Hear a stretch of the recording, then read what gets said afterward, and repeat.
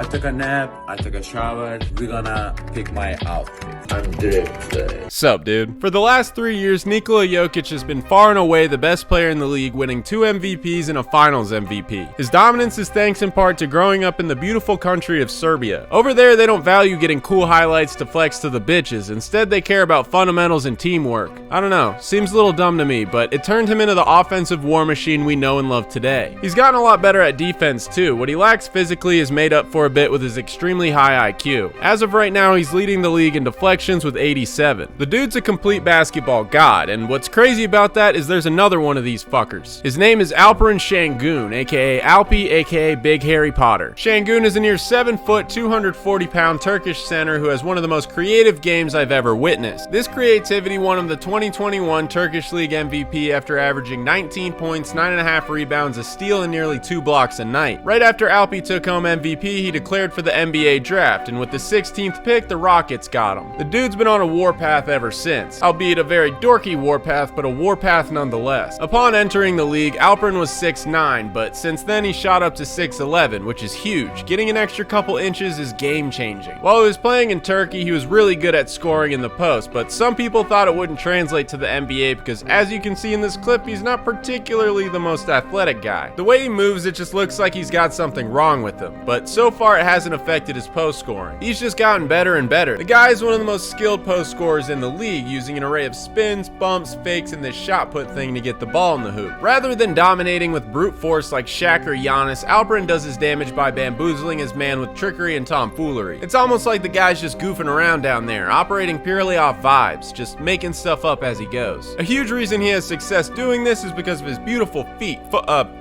footwork, his beautiful footwork. He's like a big dorky ballerina. Just watch how he's able to twirl and contort his way around 2 dudes to get this bucket. In instances where he can't pull off wizardry like that to get to the rim, it's not a problem because his stroke game has improved tremendously. So far this season, he's shooting 55% from 10 to 16 feet, and from long 2 range or 16 feet to 3, he's shooting an even more impressive 63%. One of the moves that's made him so good from mid-range is his flamingo fadeaway, which is just Alperen's version of the Dirk fade. Just like how it benefited Dirk, the one-legger benefits Alperen by freeing up space without the use of too much energy or the need for really any athleticism. All you really need is a leg. Every white guy needs this move. He also shoots off too, it's just not as steez. Along with his mid-range game and fancy footwork, he's also a very talented playmaker, averaging over 5 assists a game. Sure, 5 assists doesn't sound like a lot when Jokic puts up 10 every night, but for a center, 5 is elite. You can't let Jokic's dominance misconstrue how you perceive stats. As of right now, including Şengün, there's only like 4 centers averaging over 5 assists a night. And Alpi doesn't only do routine chest passes. Just like how he's creative with scoring, he's also super creative dishing it. One of his go-to passes is his no-look behind the back. That shit's not a nickel, penny, or a quarter, that's a fucking dime. As we've seen with Jokic, having a big fellow who can run an offense is pretty awesome. Just like the wonderful app Prize Picks. Prize Picks is a skill-based, real money daily fantasy sports game. It adds a ton of excitement to watching NBA games. How it works is you pick 2 to 6 players and then you pick more or less for their Prize Picks projection. Normal entries can win you up to 25 times your money, then with the new Demons and Goblins feature, you can win up to 100 times your money. I've been using Prize Picks for a year now, and honestly, I've had a lot of fun. This season alone, I've already won a ton of entries. If you want to join in on the fun, go click the link in my description and sign up for Prize Picks using code NBAGoober for a first-time deposit match up to $100.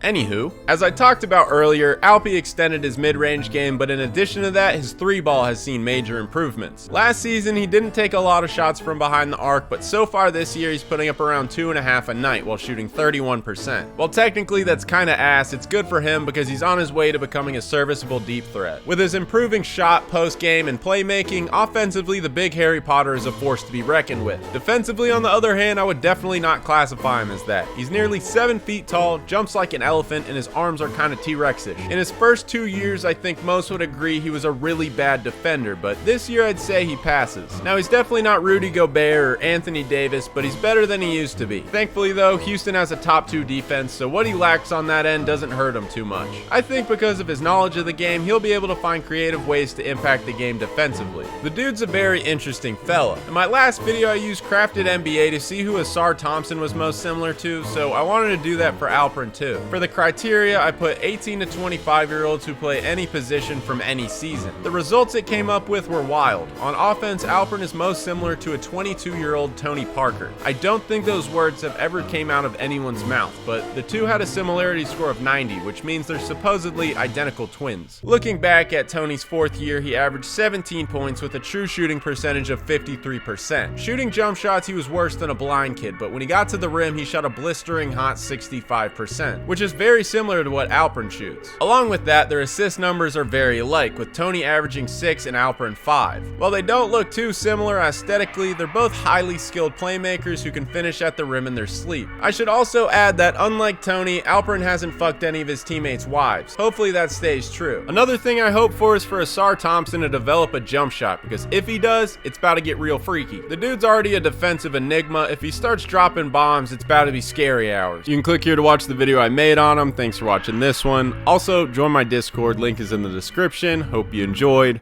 Bye, dude.